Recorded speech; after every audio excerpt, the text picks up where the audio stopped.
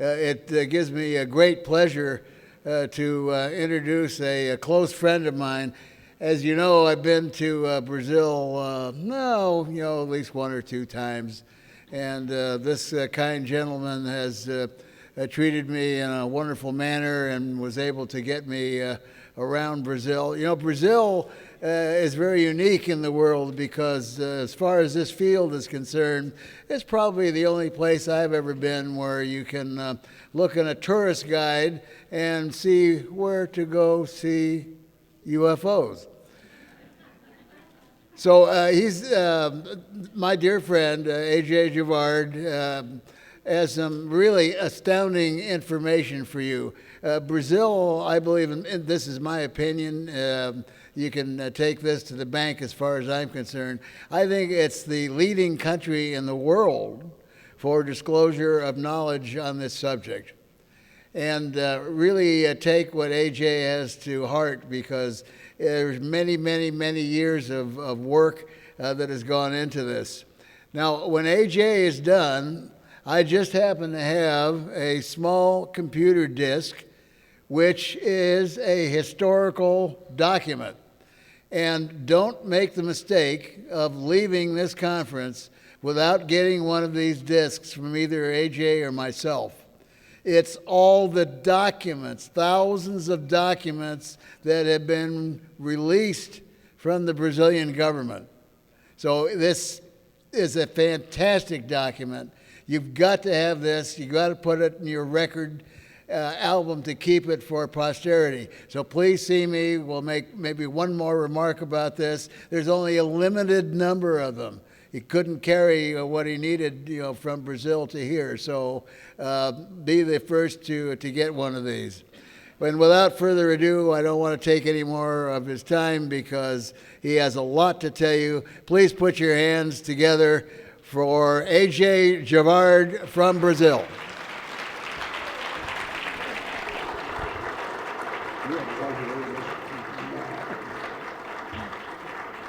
Thank you, Roger. Thank you very much. Thank you. I can't go wrong with a friend like that, can I?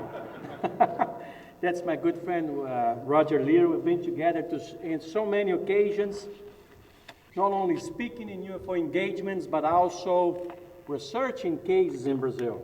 Actually, Roger is almost a Brazilian. He's been to Brazil so many times. He has spoken on a conference, done research on our cases, that he knows just about everything about UFOs in Brazil and Brazilian barbecue. Just ask him.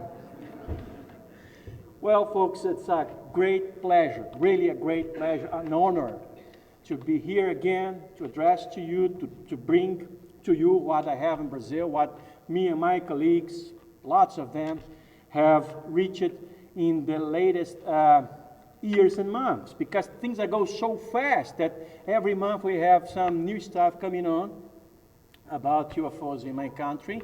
And it's always a great pleasure to bring this material to you. I've done, I believe that Dakota just corrected me. I was thinking it was 17 out of 20 conferences, but it's 16 out of 20 conferences. So I'm kind of veteran. And I hope that at least now you can understand my English better than last times. All right? So, okay, buck up and let's go. Are you ready for Brazilian time? Are you? Okay. Thank you. Well, my friend, UFOs in Brazil are official, at least as of August last year, when we have a fellow declaring that to us. Now, let's get it. All right. That fellow is a top-ranking military. His Brigadier Junichi Saito is a Japanese son, someone's son that lives in Brazil, who's nobody but the commander of the Brazilian Air Force. And this gentleman, out of nothing, not quite. Let me explain you how. And on August 9, 2010, he issued a regulation called GC 3551, but we don't have the images on the screen. Just a second. Do you have the PowerPoint? It's not playing. Just a second. We have something to.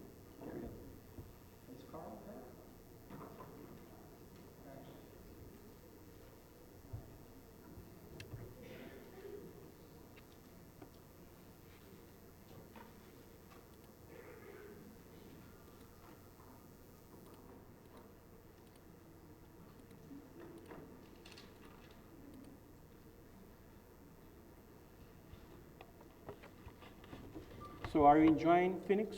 How many of you are from Phoenix? Please raise your hands. Almost everybody's from somewhere else. Good. All right. Told you.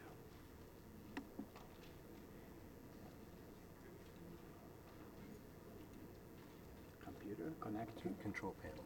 Control panel. See here. Okay, display. Display. Control bearing display. Color. No, not here. No. E-commerce notification area. No. Mouse. Data. Backup. Sensor. Utilities. Systems. No gadgets. Connections. Site de trabalho. Connections. No. E-connection. Energy. Video. That's the video stuff. Okay, yeah, try that. This is a resolution. Okay. Click that. Nope, this one. Duplicate. Yes. Span. Duplicate. Duplicate. There you go. There you go. 1, 2, 3. All right. Technology is everything, isn't it? Clap your hands to Carl. Thank you, Carl. Let's see. All right, now you're going to have Brazilian time. So I was telling you that UFOs became official in Brazil on August 9 last year, when this gentleman, Brigadier Junite Saito, just issued a regulation number 551 GC3, where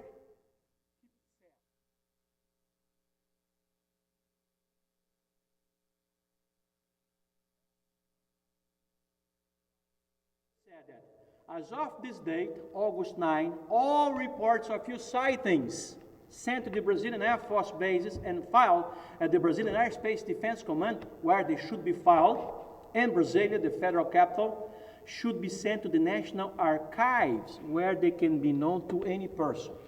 Now, this is a historical thing.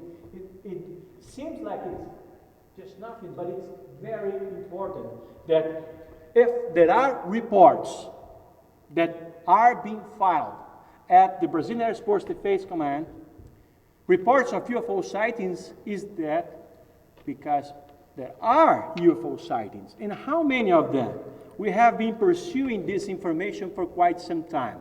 And as of now, we know that there are thousands of all sorts of information, but especially one particular type of information about UFOs, which is what we call traffic age form. Now, in Brazil, UFOs are known by the military as traffic age.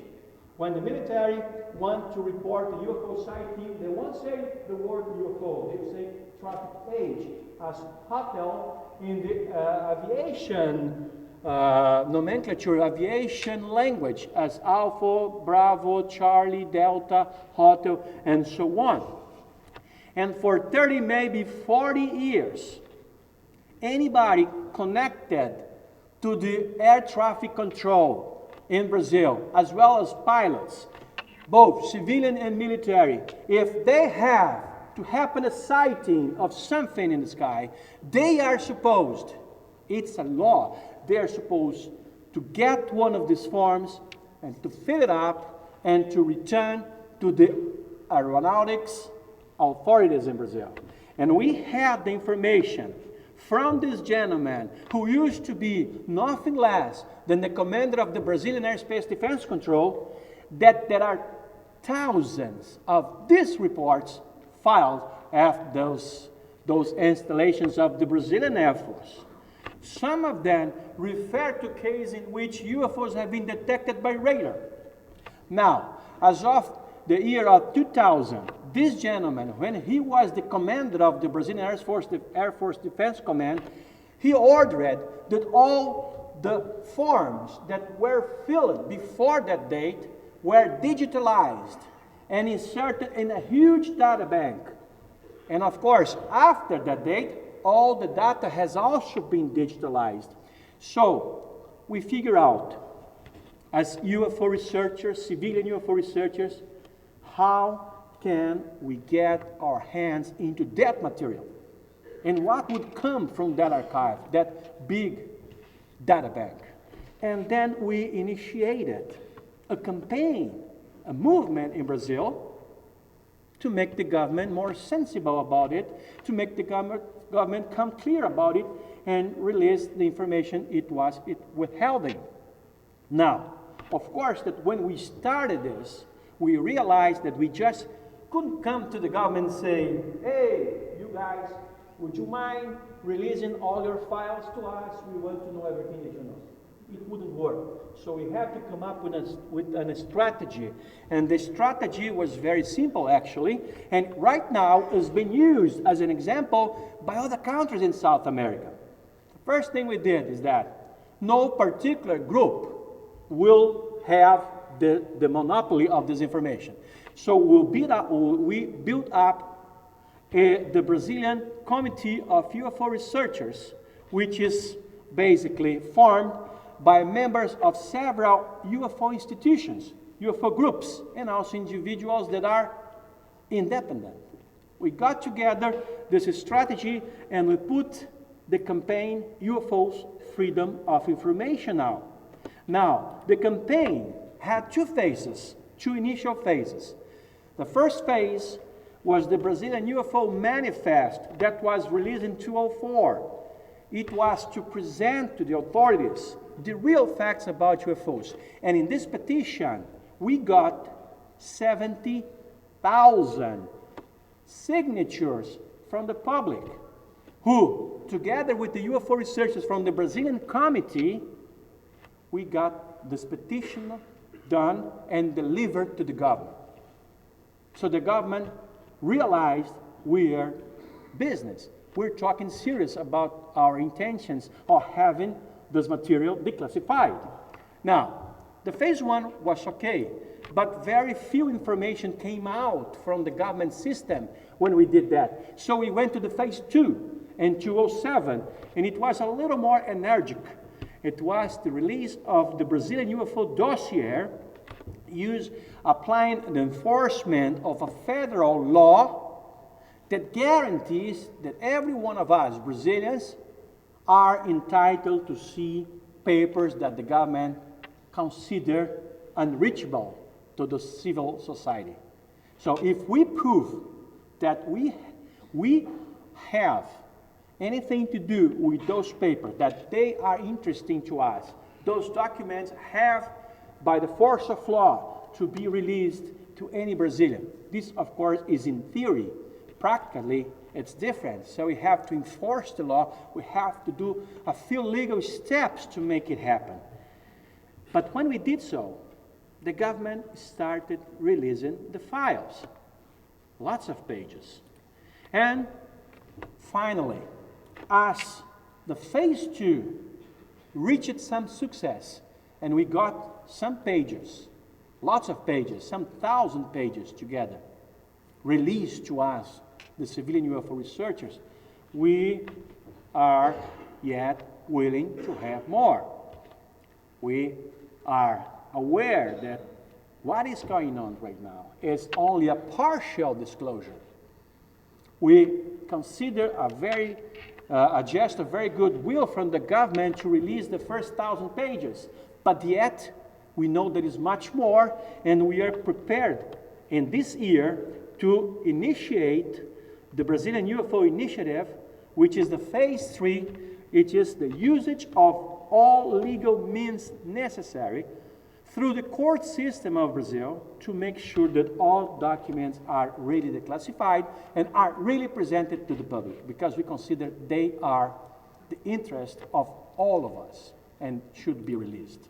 Now, when we started doing that, we got papers coming out. We got over 5,000 pages of documents being released, decade after decade of documents. They gave us the documents produced in the 50s and in the 60s back 2 years ago. Then in 2009, they gave us the document from the 70s and from the 80s. And then last year, finally, the government completed the circle and gave us the documents pertaining to the years of the 90s and the 2000, from 2000 to 2009. And at some point, the government has come up with the documents for 2010. And by doing so, the government is showing us that he has done everything we asked for, releasing the documents since the beginning of the Brazilian era of UFOs back in the 50s up to the last year, 2010. But it's not quite so, because we know that the disclosure is yet much lesser than what we want.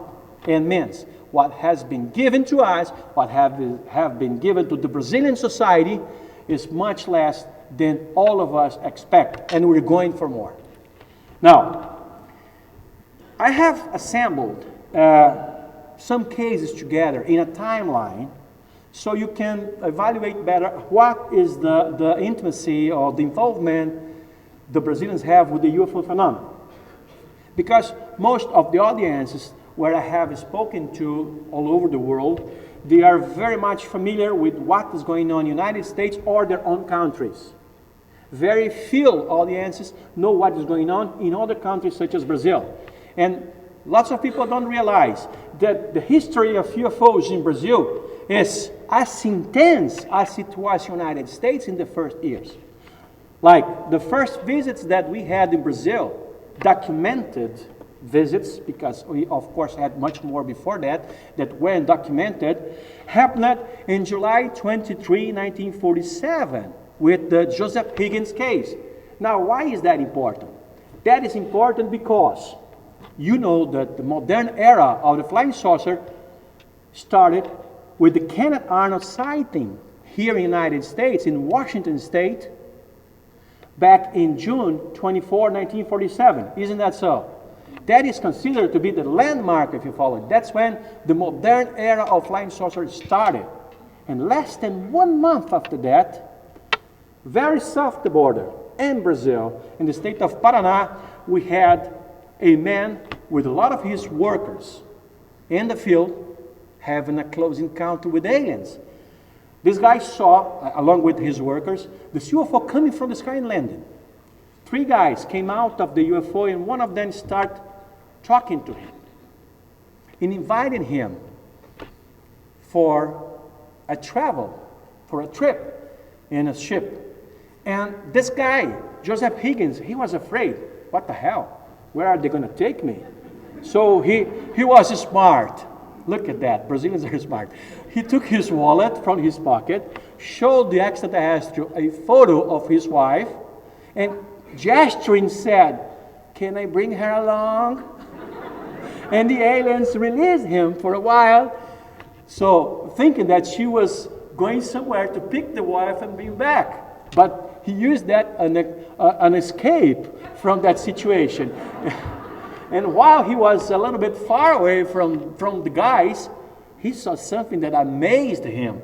Now, those aliens, they are very strong. They are catching these rocks from the ground and throwing to one another like they're playing.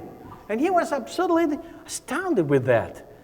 But before he went away with the escape excuse that he was going to get his wife, these guys, one of them got a stick and telepathically started a conversation with him.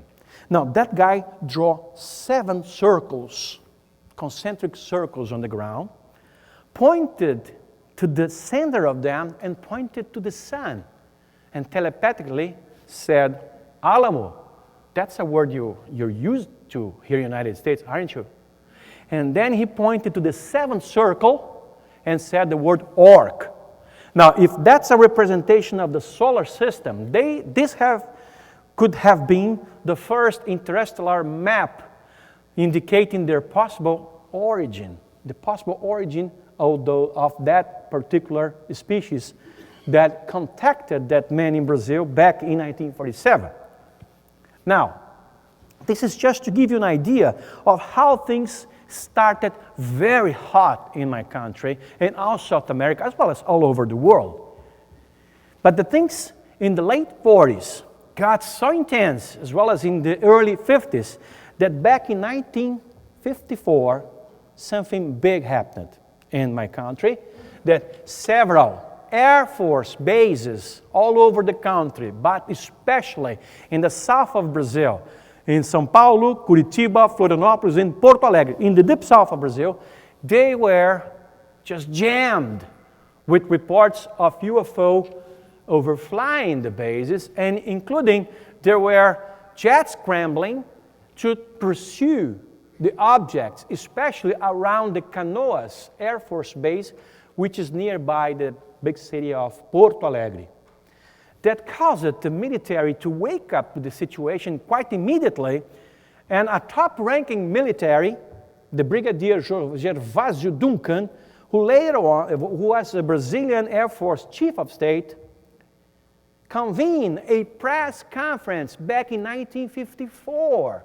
The entire world was shutting their eyes to the UFO phenomena, and in Brazil, this gentleman had a press conference where he said, there is no doubt that an anomalous and disturbing phenomena is being observed and now registered by the nation's defense system.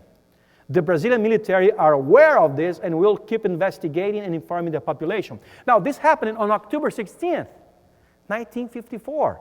Now, only a few days after that, on November 2nd, 1954, the situation was so intense in my country that this gentleman, Colonel João Adil de Oliveira, who later was a brigadier of the Brazilian Air Force, he convened another very serious conference at a place that's called the Superior War Academy in Rio de Janeiro. Selected member of the press, top-ranking militaries from all forces, military from Navy, Air Force, and Army, and police forces, and selected people from the public gathered together in this big gathering back in 1954. And that gentleman issued that statement. The UFO phenomena is of real concern and has to be taken seriously also in Brazil. Brazilian military will start investigating this subject immediately.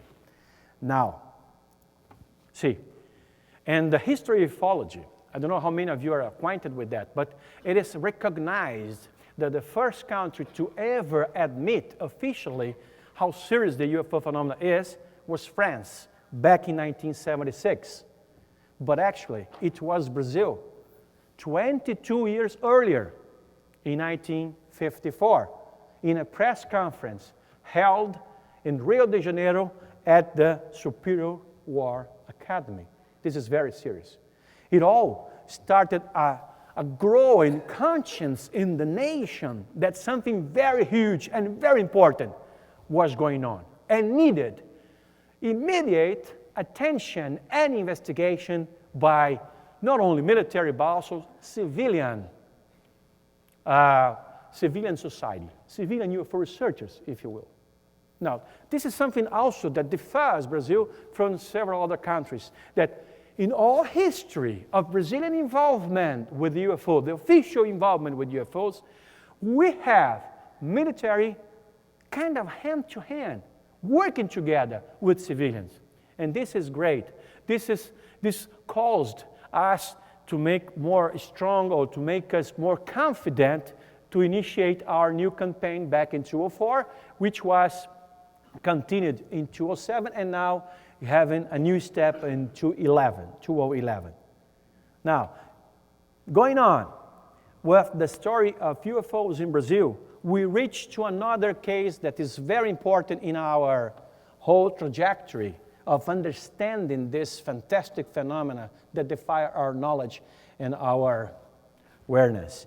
It is a case in which a man was not abducted, but was invited to go inside a spaceship that happened on July 16th, 1956. And we're talking about a gentleman that was a university professor, a lawyer, and later he was a judge in labor courts in Brazil. Actually, there is a labor court in the city of Praia Grande with his name on a sign because that place was named after him. So he's a personality in Brazil, and he was one of the first humans that we know of, and certainly the first Brazilian that we know of to go in space. João de Freitas Guimarães. He was sitting by the beach after he had ended his job for the day, and he saw this strange object coming out of the water, the seawater, and come close to the beach. And it actually landed.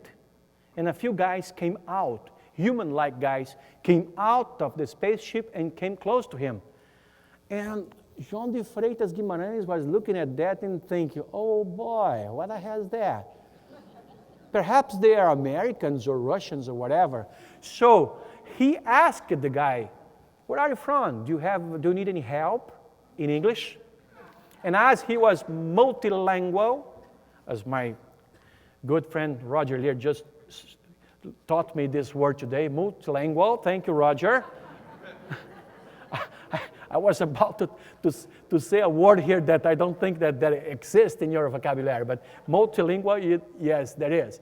And this guy was multilingual, and he asked it also in Spanish, in Italian, in German, in French, in Latin, and I believe in Greek, where the hell they came from and if they need any help. And he got no reply whatsoever, except that few seconds after he had ended questioning, he got a reply in his head. We are not from here. You guys wanna come and take a ride in our ship? And he went. He went for a less than 1 hour trip in a flying saucer back in the 50s in Brazil. This case is emblematic. It's a very important case of the Brazilian history. So this is why I wanted you to know about it.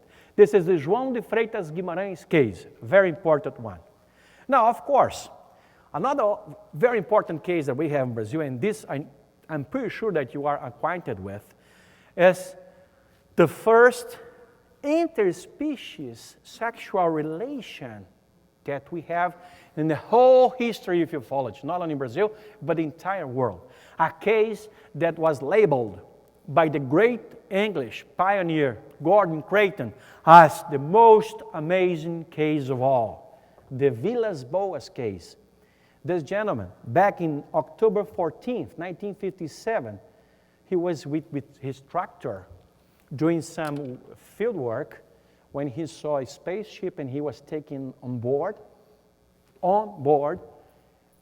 against his will, taken on board, where he was taking his clothes off. They spread some strange oil with a strange smell over all his body. And then he was taken to an examination where blood was taken from his chin.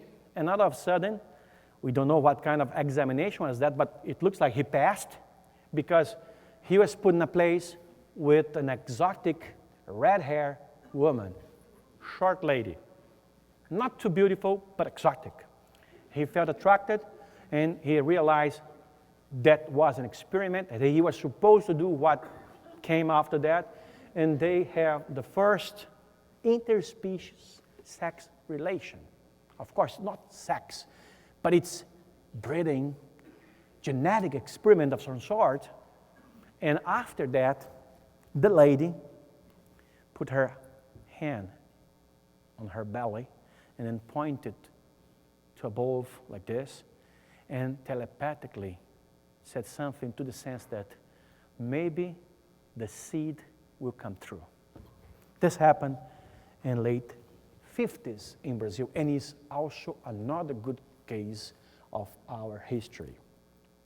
And of course, we have the evidences that cannot be denied because they're not subjective, they're objective, they are material evidence, like UFO photos, like the Trindade case that happened on January 16, 1958. All cases, one very close to the other in time. And this case happened in Trindade Island. There were like 2 or 3 dozen men on board a Navy vessel, the Almirante Saldanha, when they all saw a Saturn-shaped UFO, and Almiro Baraúna, that gentleman from the left, took a few pictures of that. Now, those pictures circulated all over the country. The Navy, the Army, and even the Brazilian president at that time, Juscelino Kubitschek, after having received an evaluation of them that said that the pictures were for real. He then went public and legitimated the images made by Almiro Baraúna in front of 2 to 3 dozen men, all from the Navy in a vessel called Almirante Saldanha. Now, this is also a very important case that is in the history of the worldwide ufology. The years went by, and the UFO phenomena in Brazil just got bigger. Growing numbers, bigger concerns for the authorities. So it happened in the late 50s and the early 60s, up to 67, 68, and in 69, when in the United States we had Project Blue Book, among other projects, to shut down public's attention towards this subject, pretend that there is a real investigation going on to find what the UFOs are, while that was going on here, and other cover-up politics were going on all over the world. In Brazil, we had the first official research initiative made by the Brazilian Air Force, and that was the creation of an organism to investigate UFO officially. And that organism was the Unidentified Aerial Objects Investigation System, CIUANI, that was put together in the headquarters of the 4th Brazilian Air Force Command in the big city of São Paulo by this gentleman, Brigadier José Vaz da Silva, back in March 1969. That was a big thing because CIUANI, this organism, was official, but was composed also by civilian UFO researchers. Now, the military made an inquiry in the whole country to see who would qualify for that. Let's give the civilian an opportunity to go together with us in a great adventure, which is to officially investigate UFO sightings and contacts in Brazil. That man was a visionary. He was much ahead of his time. He was definitely a very open-minded man and a very serious man. And he had as his right arm the Major Gilberto Zani. It was them who coordinated during 3 years the biggest movement for UFO research in Brazil in the 60s and in the 70s. Now, let's check on a few of the results. To start with, back in April 1969, this organism, CIUANI, issued its first bulletin, its newsletter, where it showed how it worked, how it operated, how it is divided, who does what, when, where, what are their field of expertise and everything. So we could know that they conducted very thorough investigations in a very complex structure. They have transportation, communication, laboratories, men all over the country. Basically, the Unidentified Aerial Object Investigation System, CIUANI, was spread all over the country. In Brazil is the 5th biggest country in the world. So in all air bases in Brazil, in all airports, any airfield of any size, there will be someone taking care of UFO sightings for the government, for the Brazilian Air Force, through this organism. It's very, very significant. And in the second newsletter that was issued, and of course it was confidential, it was only for the people in its staff, the people who took part of it, and later on we could have copies of it that leaked, and now they are disclosed. We could realize how thorough this military, along with the civilian, investigated UFOs in the country. Because this newsletter, it had detailed cases detailed, investigated, and reported. Now, take a look at some of the pages that I brought here. There are hundreds of them. I just brought a few of them where you can see all the details. We're talking about guys investigating UFOs landing. Look at this. Now, gentlemen, these are reports of the summary of the case that they investigated. They have investigated hundreds of them.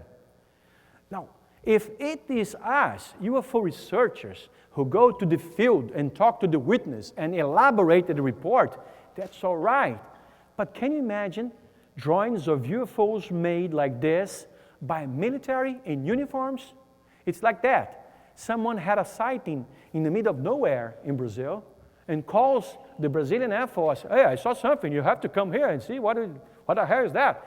And then a military car comes with a military team of officials and perhaps with Brazilians together, civilians together, to investigate the case and make reports. It was back in 1969, folks, when the United States Project Blue Book was trying to shut down public's attention towards UFOs, saying, there's nothing to worry about that. They will go away. They never did. Right? Never did. They never will. Actually, they're getting closer and closer. Wow, look at that. Look at some more pages, and including cases in which there were occupants outside the vehicles. It was all investigated by military with civilian in an official initiative. This is just great. And what about the drawings? Can you imagine that? We're talking about military investigation conducted in which they went to the field, talked to the people, gathered their reports, and also make color drawings of what they saw. Watercolors, like these ones. Now, folks, you won't find this kind of stuff in many places in the world. You won't find it. When it got on 207, 208, and 209, when he got the first papers declassified in Brazil, that we took a look at those watercolor representation drawings of UFOs, we were surprised to see that they work in that way, so thorough. Look at that. Those drawings made by the military of sightings that took place, including with occupants in several states of Brazil. Look at that. And including that, cases of landed UFOs. Now, all this material is declassified, thanks to the campaign UFOs Freedom of Information now.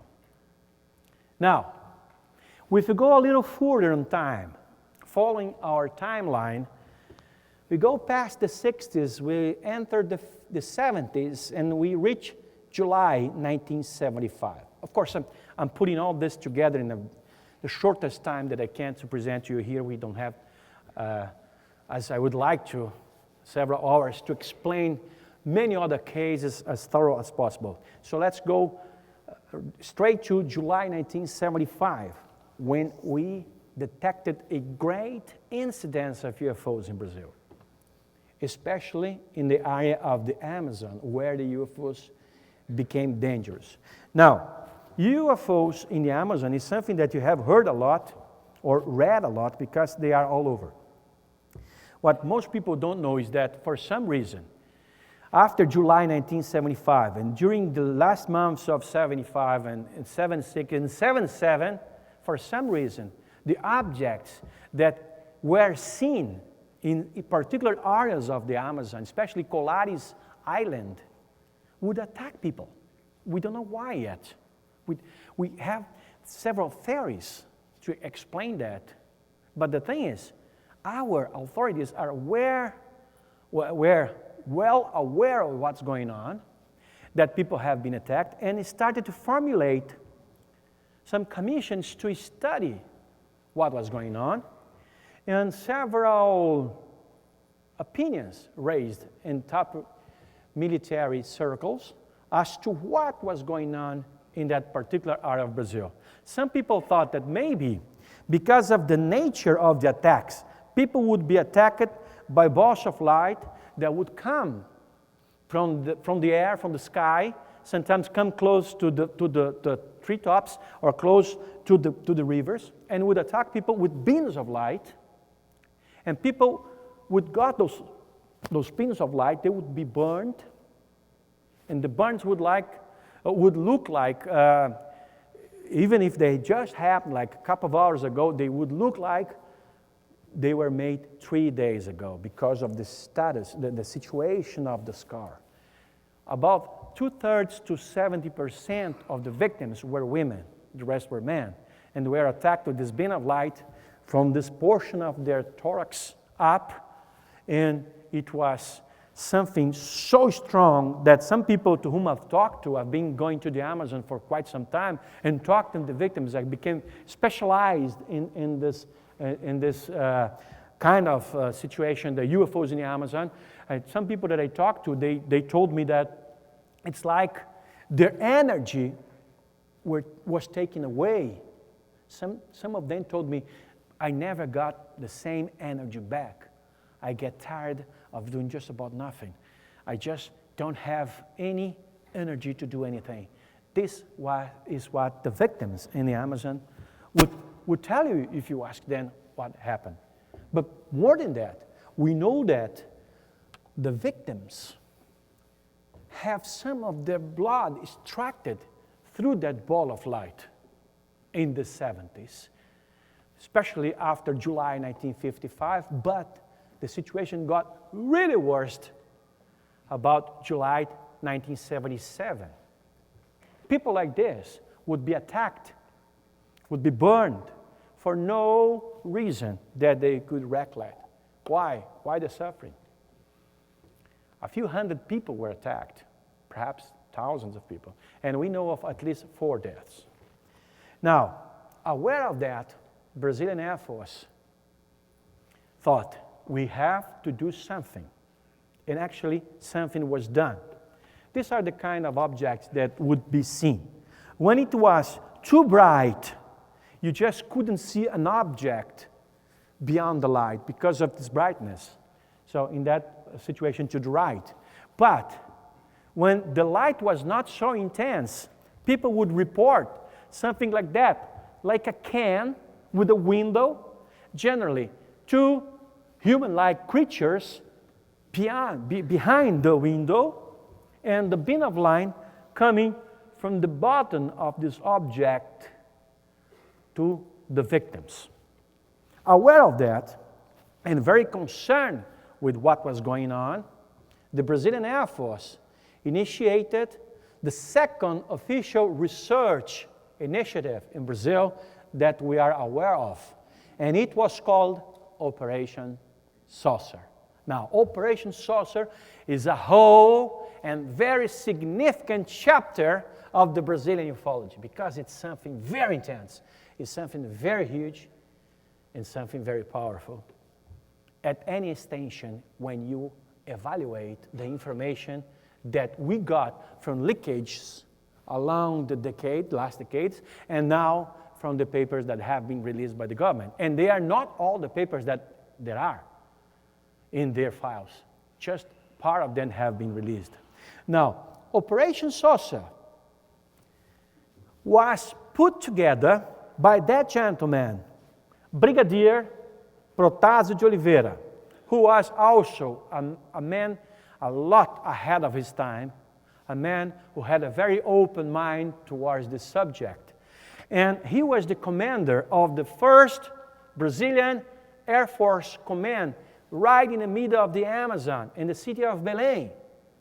He was very powerful there, and he chose among all his officers a guy who was also very open-minded, a brave guy who used to be the chief of the search and rescue with parachute search and rescue service in Brazil. He would jump during the night over the jungle with a parachute to rescue someone if there was someone in trouble down there. So it's pretty serious thing. And this gentleman was Colonel William G. Holanda, the guy in the middle. Now, I tried to talk to this guy several times in the last 20-so years. I went to Belém, which is far away from where I lived, a couple times. I met him in Rio, I met him in Brasilia, and he just wouldn't speak to me because he was yet on duty, on active, to the Brazilian Air Force as a colonel. But later on, back in 1997, when he retired, he saw me in a TV program in Brazil, speaking about documents of the Brazilian Air Force. That was 14 years ago, back in 1997. And he called me the other day at my office, at the Brazilian Ufo magazine office, and told me, hey, AJ, I have to compliment on what you're doing. It's great. I had to tell you that you're right in doing this. You should point out to the population what is going on. Show them the documents that you already have. And you've been trying to talk to me for quite some time, and I haven't been able to talk to you because I was on duty. But I want to tell you that I'm retired now. And if you come to my place, you're invited to come to my place. I'll give you all the details of everything that happened during Operation Saucer.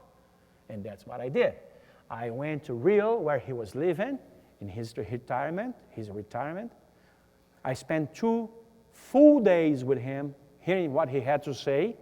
Amazing stuff, extraordinary information. And not only that, his memory was so crystal clear of what was going on. And we became friends. And we spoke on the phone. I live on the other side of the country. We spoke on the phone almost every night. And he always confirming the whole story of what he lived as the commander of the Operation Saucer that started in September 1977 and lasted till December 1977. And during this period of time, there was another person that was very important to this whole thing, and she was Dr. Gevaerd Cecin. And why is she important? She's important because she was, despite the fact that she was very young, she just graduated. She was like 24 or 25. She was given her first job assignment in a small hospital in the island of Colares, where she went to work and treated at least 400 patients that were attacked, native Brazilians, that were attacked by the balls of light in that situation where the Brazilian Air Force, through the Operation Saucer, was conducting its investigation. And she was very smart, and she kept record. That was something that Brazilians didn't do on the 60s or the 70s, but she kept records. She was very curious about that phenomena. She was amazed to see the scars in people, and she kept record of the history of the patients, and she could prove that actually when they were attacked, some blood was taken from their bodies, from the victim's body. And this is why the phenomenon was called suck, because it sucked blood. People would faint, sometimes for hours, sometimes for days. 4 people died. She was the one who took care of them all. So these three characters were very important in the history of UFOs in the Amazon. Now, let's see some of the results that we have so far of the Operation Saucer. I wish we had more time that I could present this longer and more detailedly, but let's see. The papers that we know that were produced during this 4 months operation, they were at least 2,000 pages, of which 400 only, about 20% were released. So the government is still holding 80% of everything that was produced. And certainly, it's holding the hardcore of the information, the most important, relevant information of what happened in the Amazon. But take a look at some of the pages. You can see maps made by triangulation. Radars were used, everything was used 2 to 3 dozen men were involved in this operation. These are aerial maps where you can see the paths of the UFO and the small villages of Amazon and that particular area of Colares and how it all happened. Look at this, detailed information in this 2,000 pages. And this is only some pages of example, I'm sorry, out of the 400. And there are still 1,600 that must contain much more relevant information about UFOs. Now take a look at that. Motherships like this first one in a disc-shaped format reported. This was seen and documented by the military who took part in Operation Saucer, not only by civilians. Take a look at this. Hundreds of photos were taken. Cases of near collisions were reported. All sorts of cases involving that whole situation of UFOs in that particular area of Brazil.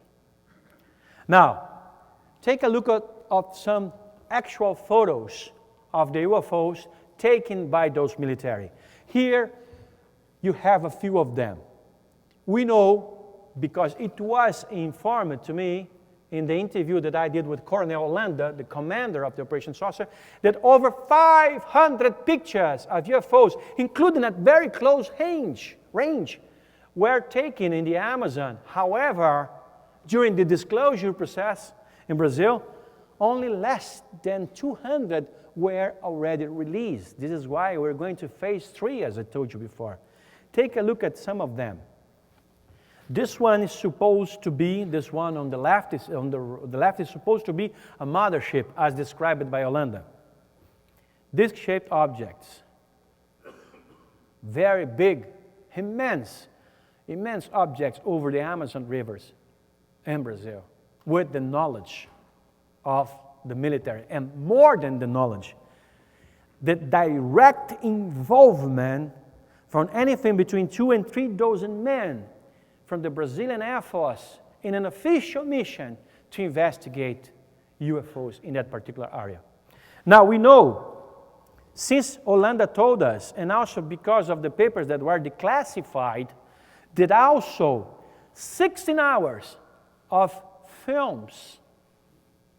footage of UFOs in 2 formats, Super 8mm and Super 16mm, were made by the military of the UFOs, including of the big motherships with small objects revolving around them. And as of now, nothing of this material was released by the government. This is, again, why we're going to phase 3. We want them all. We want every single minute of it. Those 16 hours belong to the Brazilian people. The Brazilian people want it from their government, and we'll have it because we are serious about what we're doing. And we are going, I'll give you details of what we're doing in phase 3. We're, if necessary, suing the Brazilian Air Force, the Brazilian Army, the Brazilian Navy, and a few other institutions. They can be sued, why not? They can, to get the information that they are illegally holding from us, illegally. Now, when it comes to Operation Saucer, the whole thing that we keep asking is, or the ultimate question that we do is, was Operation Saucer really shut down? Let me tell you why I ask you that. Because we know from all the documentation of the Operation Saucer in the Amazon that it had 3 main goals, objectives. The first one was to document the sightings through very detailed reports, and over 2,000 pages were produced, of which 400 were released. To document the objects through photos and films as thoroughly as possible, as clear as possible. And we know that 500 photos were taken, 200 were released, 16 hours of video were taken, none was released. And the third goal, the ultimate goal was, and this is in the papers, is try to engage in a safe attempt of communication and contact with the extraterrestrial entities. Of course, it's not told extraterrestrial, with the intelligences beyond the phenomena. This is how the document reads. And did that ever happen? Yes, it did. It was confirmed by Colonel William G. Holanda that by December 1977, he was close to an area where the military used to camp in a small boat in this Guajará River, almost getting back by sunset, when they have a sighting of a huge object and a close encounter happened. Now, while giving this interview to us, William G. Holanda was very positive about everything, and he could remember every single detail of what happened in those 4 months in the Amazon. And he drew to us this and many other pages that you can find on our website, ufo.com.br, where he would show how the UFOs look like. These are drawings made by a colonel of the Brazilian Air Force, now dead, of his own sightings, in his man own sighting in a military official operation to investigate UFOs in the Amazon. Now, the most amazing part of it is when he describes what happened on that December 1977, almost the end of the month, when he was with one of his men in that river, the Guajará River, just going back to his camping, when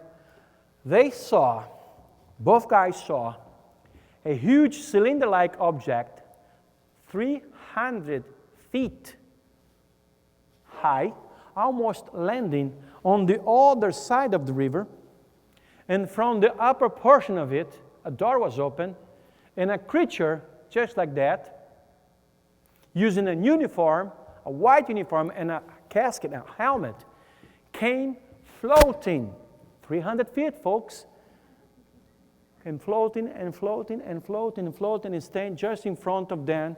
They only had eye contact, no communication, no nothing. And that was it. That was an official close encounter. But when William G. Holanda went back to his people, to his commander, Protásio Oliveira, to report what happened, strangely, he was told to shut down the Operation Saucer. But how come?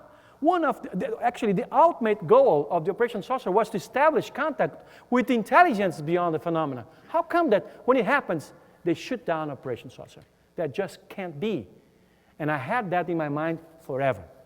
Now, a couple months ago, I could confirm that Operation Saucer actually never stopped, was never shut down. It just changed people. People in charge of it were taken away, and other people took its place, and it continued under a much higher level of secrecy, run, and most of it by U.S. military in the Amazon. What about that? Now, are you ready for more Brazilian UFO sightings? Okay. We know that Operation Saucer lasted a few more years, and we are now in the process of getting more details about it, but it's been really hard. The guys who are in a position to talk us about it are not talking yet. Anyway, going a few more years after that, on February 8, 1982, forget a little bit the Amazon. Let's speak about other cases, regular cases. On February 8, 1982, we have another huge UFO case in Brazil that is worth presenting here shortly, that involved this man, Gerson Maciel de Brito, who's a pilot, who used to fly here in the United States for American and in Canada for Canadian. He was even an instructor, flight instructor. He had 26,000 hours of flight in Brazil and all over the world. And this gentleman was piloting a 727 Boeing in a domestic road when he saw a big ball of light close to his aircraft. And when he got the confirmation by the Brazilian air traffic control system, he woke up all 150 passengers, because that was a night flight, and asked them all to witness. And what he did, he tried to establish telepathic communication with whoever was inside that ball of light, that big object. And eventually, the object would just change position from the right side of the airplane to the left side of the airplane, and go back and forth as he tried, and actually succeeded in having this telepathic communication. That is also a very interesting case, as well as this other case that also happened a few weeks after that, on March 6, 1982, when the biggest UFO wave happened, taking part in almost that area of Brazil, all that area of Brazil.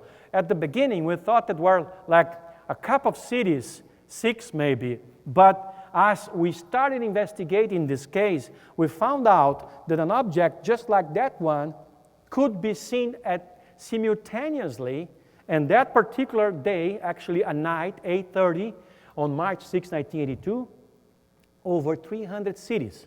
The center of this wave was over that stadium, that soccer stadium in the city of Campo Grande, where I used to live for 28 years.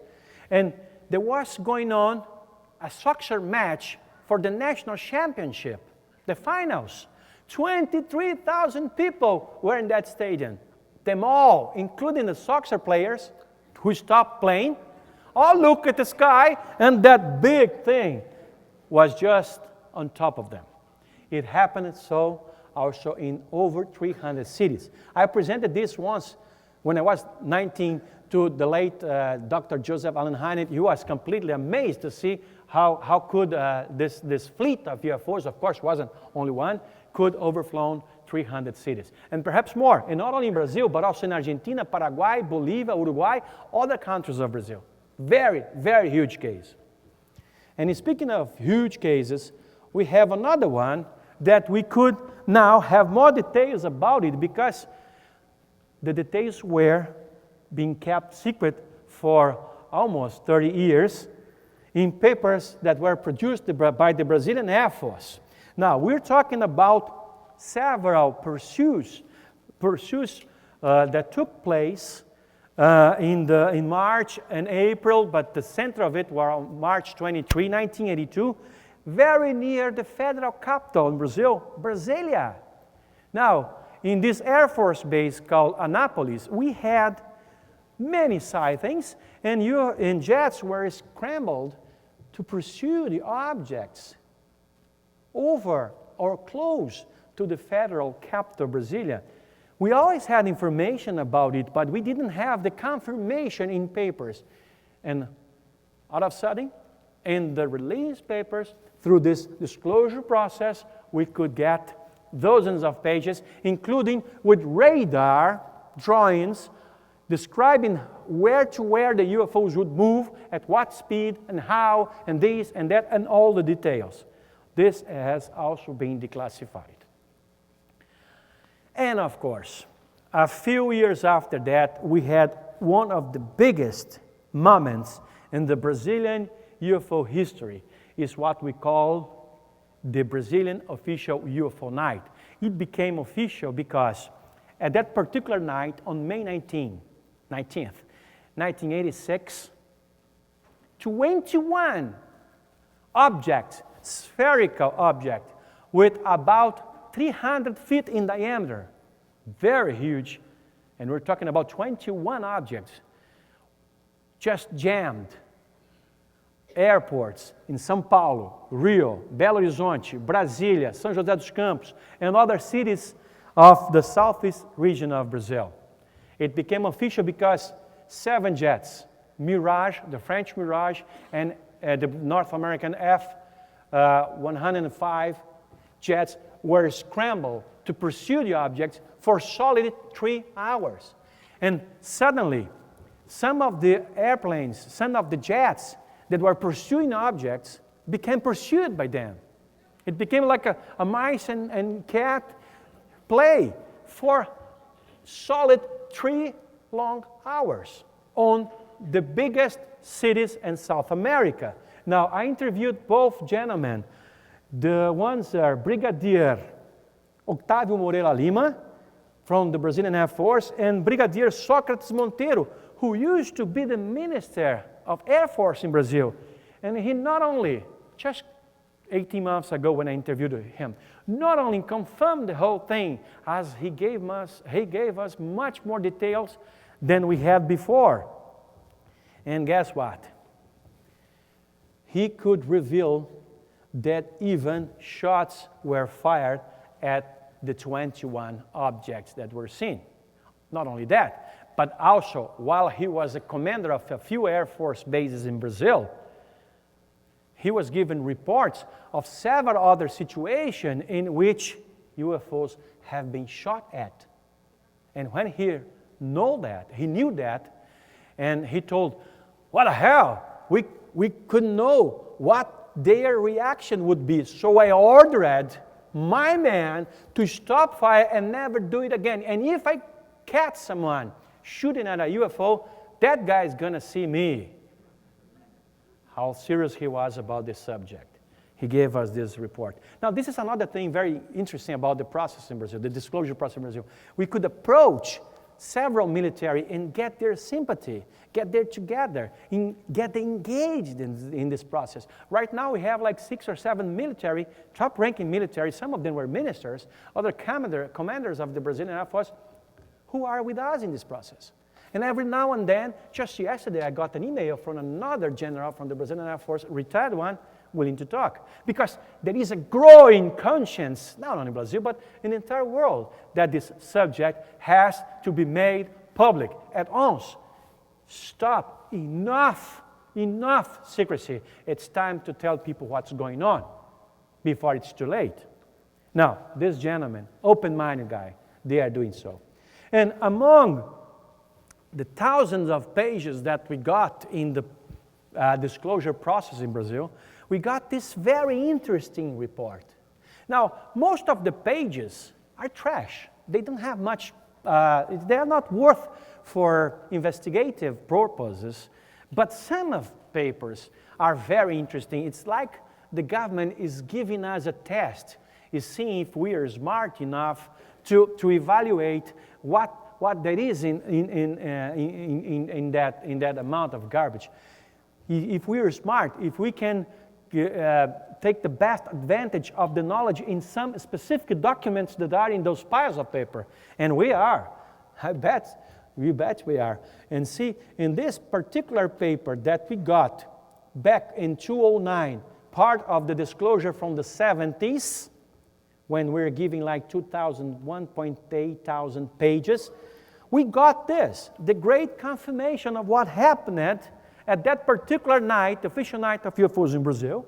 And it is, quote, it is the conclusion of this command that the observed objects were solid and under control by some sort of intelligence because of their capacity of pursuing the formation of jets. That's a great confirmation. It was signed by a top-ranking Brazilian military in a memo sent to the Minister of Defense in Brazil. What could be more than this? It is now declassified. And of course, let's move a little further. Let's go to January 1996, the Virginia case. I have spoken about it here in this conference many times. The Virginia case is probably the most serious UFO case in the world, not only in Brazil, because it happened just over a decade ago and was thoroughly investigated by over 70 UFO researchers. Now, the case is comprised of a crash of a UFO that were seen by some people and survivors of that crash that were also seen by over 150 witnesses. 150 witnesses in the city of Virginia, in the state of Minas Gerais, back in that Saturday, January 20, 1996.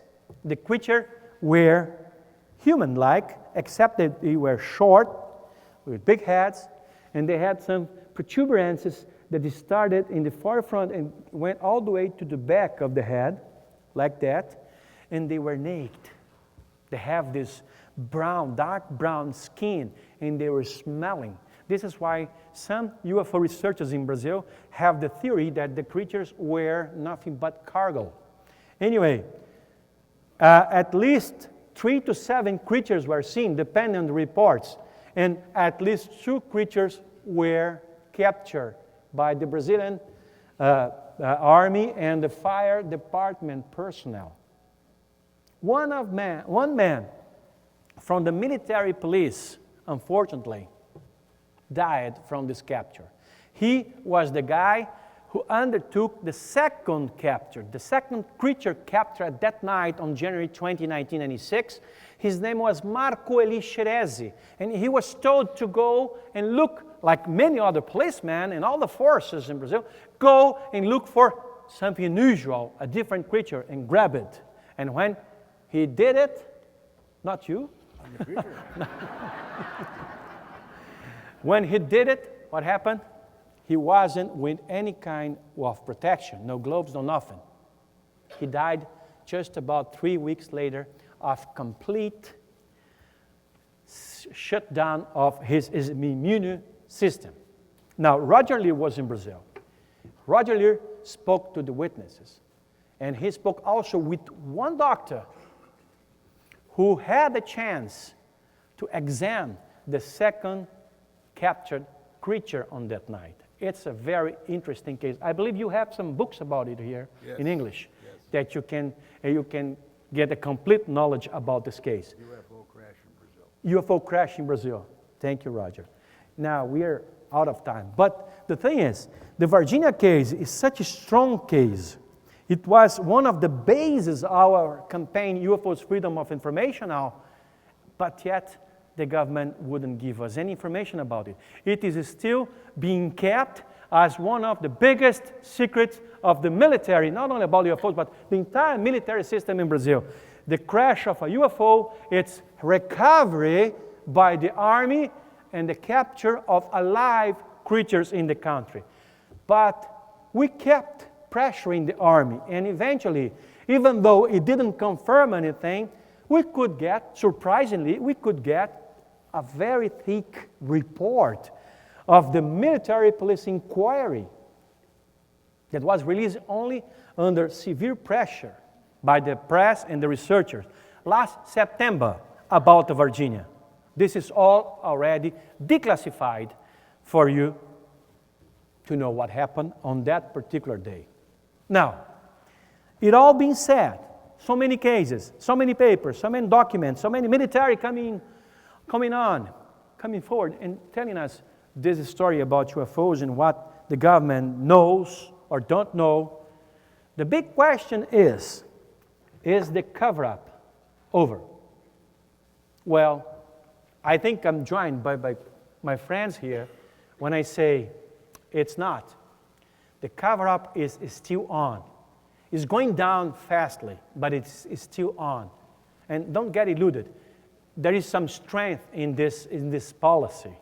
Now, we know that so far what has been released is only a small tip of a very big iceberg. We want every piece of the rest of this iceberg, whatever is underneath the water.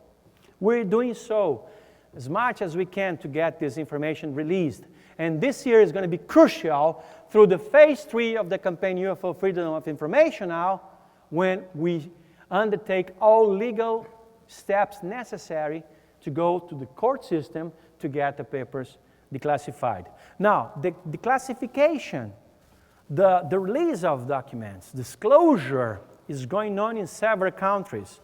It started in France in 1976, Spain in 1983. We have Italy, Canada, Uruguay.